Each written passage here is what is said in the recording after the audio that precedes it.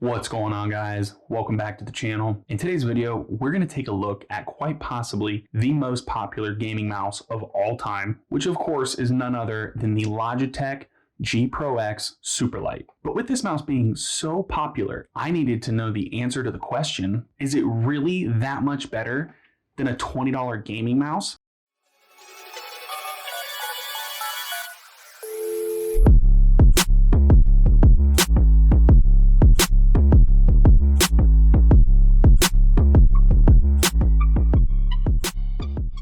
Now, when it comes to gaming mice or just mice in general, you have literally hundreds of different options. You can go wired or wireless, lightweight, heavyweight, no RGB, lots of RGB. There really is no end to your imagination when it comes to finding the right gaming mouse. But if you go to Google and search what is the best gaming mouse, you're going to be met with a plethora of reviews on this guy. Now, this little neon pink piece of plastic is every gamer's wet dream, and the internet is flooded with 5-star reviews of how amazing this mouse is by Logitech. The G Pro X Superlight came out in 2020, but still to this day is one of the most popular high-end gaming mice. But why has it been able to last that long without any refreshes or updates? And what makes it so special that it justifies the $159 price tag? Well, let's start with the specs. Now, the Logitech G Pro X Superlight is a wireless mouse that uses a connection of Logitech's Lightspeed wireless technology. It does not have Bluetooth capabilities, and it can be connected with the included charging cable. It features robust size, zero additive PTFE feet, as well as a popular ambidextrous shape with 2 additional buttons on the side, meaning this is only going to work for you right-handers out there. Given that its name has the word Superlight in it, this mouse comes in at 63 grams, which is remarkable when you think that it is a solid shell design and there is no honeycomb or air perforations anywhere. It has robust battery life that Logitech states that with the mouse in constant motion, you will get 70 hours of battery life. The responsiveness is pretty much the industry standard of 1000 Hz polling rate, but one of the biggest specs with this mouse is Logitech's Hero sensor, which allows the DPI to go all the way up to 25,600. For size comparison, I went ahead and put this side by side with 2 of the most popular shapes when it comes to ergonomic gaming mice, which is the Razer Death Adder profile and the Glorious Model D. Now, out of these 3 mice, the Death Adder is by far the largest in terms of its footprint, followed closely by the Glorious Model D. But I think one of the biggest things for me is that my daily mouse is the Model D currently, and when you put the G Pro X Superlight side by side with the Glorious Model D, you'll see that it's actually just slightly smaller, which definitely surprised me because a lot of reviews online state that this mouse will only work for smaller medium-sized hands. Yet, judging by the size of this would work for people with medium to large size hands as well. Now, I'm a bigger dude. I'm 6'4" and I have some pretty decently large hands. And I gotta say, holding this thing in hand is quite impressive. That's what she said.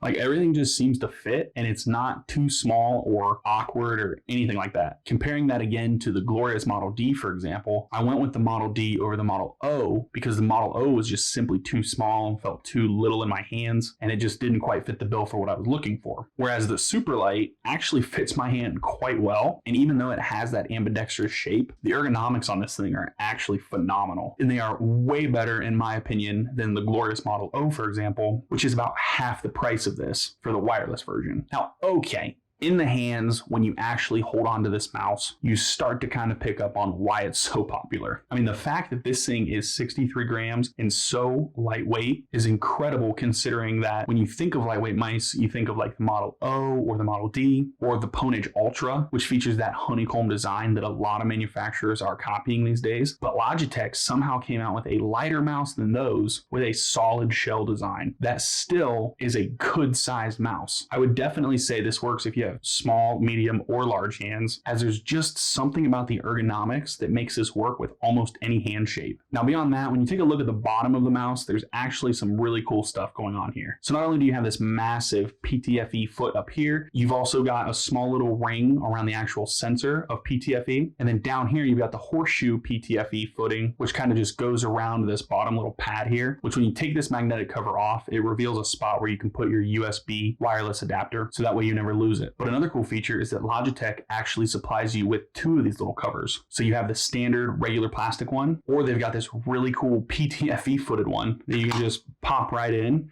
and you add a little bit more PTFE to the bottom of this thing. And this PTFE, again, is a no additive version, which is sort of a nicer name than what most other manufacturers use, or like virgin PTFE. No additive, virgin PTFE. They're the same thing. No additive, just sounds a little bit better probably. But what this allows for is an ultra slick tracking experience. But I can confirm, as I've been using this side by side with my glorious Model D, that the PTF feet on here are somehow ultra slick and glide way smoother than the PTFE feet on my Model D. Now, cosmetic wise, this mouse is gorgeous. So not only did I have to get this thing in the infamous magenta colorway, but it just looks gorgeous. It also comes in a standard black version, a standard white version, and then Logitech does have an all red version on their website as well. What I also love about this is that at this price point, Logitech did decide to include some extras in the box that are actually pretty cool. First up, let's take a look at these little rubberized sticky grips. Now, what's really cool about this is that the material that this is made out of is kind of like a rubberized material. It's very grippy, very tacky feeling, but doesn't feel like sticky by any means. But they actually give you a full die cut kit, so you can cover the two top pieces here as well as the sides of the mouse. If you're a hardcore gamer, super competitive person, that's definitely a nice little touch. But even if you're not competitive, the material that they use on this outer shell is a very soft matted finish, and it's actually quite grippy on its own. I don't know how to explain it, but like, it's smooth and soft, but still provides really good grip even if your hands start to get sweaty. Now, also in the box, you have the USB-A connection for Logitech's Lightspeed wireless connection. But what's cool about this too is that you have the standard USB-A connector that you can just plug right in your computer and start going. And then they actually provided this small little housing that you can actually just plug this adapter back into. So instead of plugging the adapter right in your computer, you can just plug the adapter into this little housing and then run a micro USB cord to your computer if you want to set this on like your desk or somewhere else. Not totally necessary, and I probably won't use it, but it came in the box. Now, lastly, let's talk about quite possibly one of my biggest cons with this entire mouse is the charging cable. So here you've got this Trident micro USB. Yes, you heard that correctly. But Cole, you have to be fair. The mouse came out 2 years ago. That's also correct. But you also know what came out 2 years ago? The glorious Model O. And the wireless version of that one has a USB-C cable. But to be honest, my gripe isn't even with the fact of this antiquated technology. It's the fact that this cord sucks. This is just a standard cheap rubber cord that gets stuck and caught on everything. So if your mouse dies and you have to use it wired, this thing is terrible to use. And it is kind of a bummer that Glorious, for example, which has several models of a wireless mouse, all use the same USB-C cable that is braided and soft and pliable. So that is kind of a bummer at a $160 price point to get just this cheap, basic rubber cable. So again, for a $160 price point, this mouse definitely has a lot going for it, and it does have a few different things that it could improve upon. But if I had to summarize, I would say the biggest pros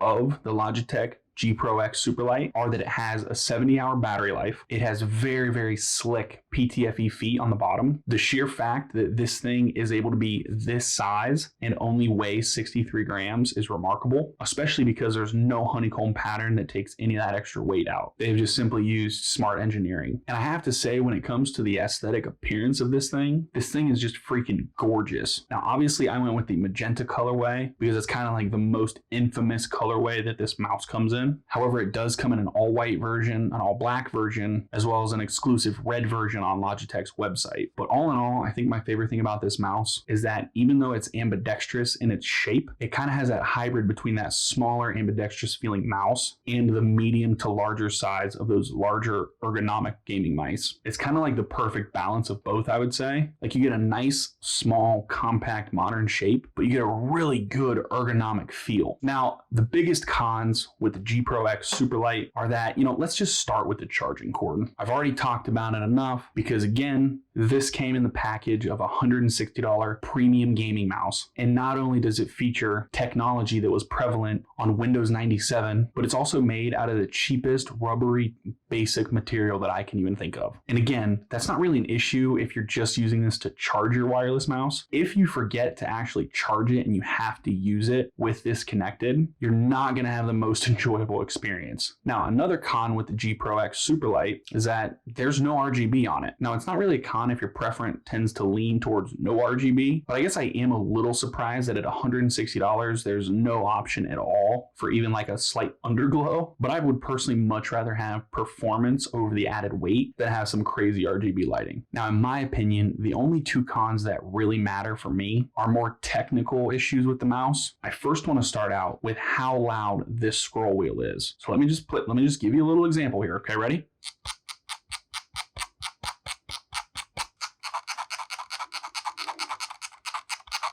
That's so loud. Now, let's compare that with the $20 Razer Death Adder Essential.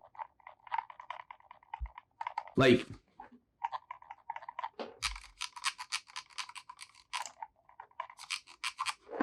what? I can't believe that in a $160 mouse, they could not make the scroll wheel quieter. Because like if you're just working and you're like, it's crazy how loud that thing actually is. And again, it's a small thing. Most people probably won't even notice it. But when I actually went to use this and I started using the scroll wheel, I stopped and be like, wow, that's a loud scroll wheel. So that's definitely something that I wish was changed about it. I wish it was a little bit quieter maybe. But in terms of function, it functions really well. The click is quiet, but the actual scrolling capability is just so loud. So that's my first biggest gripe with it. And then the second actually comes on these side buttons here. Now these side buttons, when they're just clicked normally, you know, there's no real issue. But what I dislike most is that they're kind of mushy. It's like when you start to press them, you actually start to, they kind of mush in a little bit before they click. And especially when you're using it as you normally would and you're hitting them with your thumb, they just feel kind of soft and mushy until you get that actual click. Now compare that again with the $20 Razer Death Adder Essential, and you have some of the clickiest side buttons that I've ever felt on a mouse. These are clickier and more responsive than even the glorious Model D that I rock currently. But there is absolutely no mush, just instant click, instant actuation, and just an overall great feel for side buttons. Whereas the G Pro X Superlight, again, it just kind of has some mushy side buttons that don't necessarily feel the best. They work when you click them and they work when you switch them, but again, they're just kind of soft and mushy for my liking. But in conclusion, I would honestly say that after having this mouse in hand,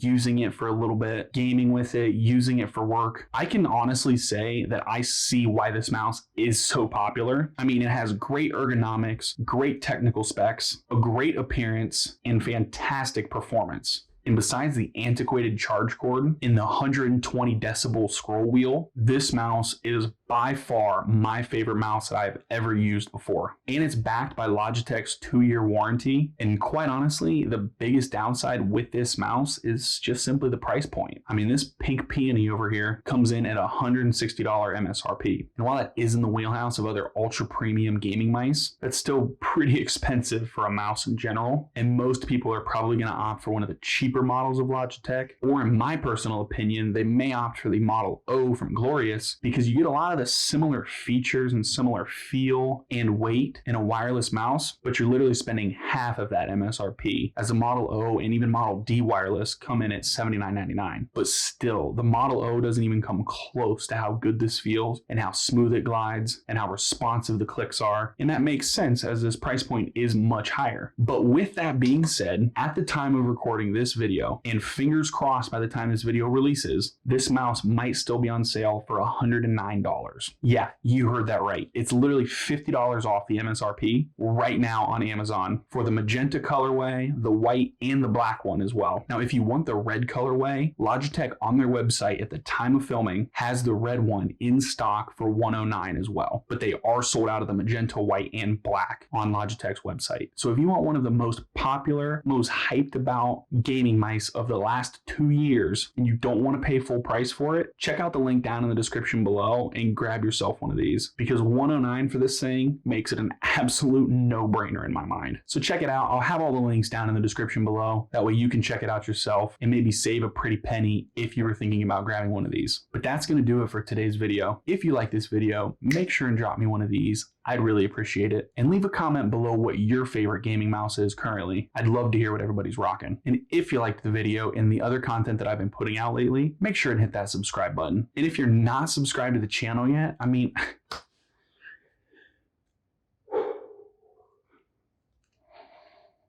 you're a brave person, Cole. You can do this. You can do do this. You can do that. What are you doing? Thanks for tuning in, guys. And as always, stay happy, stay healthy. Peace.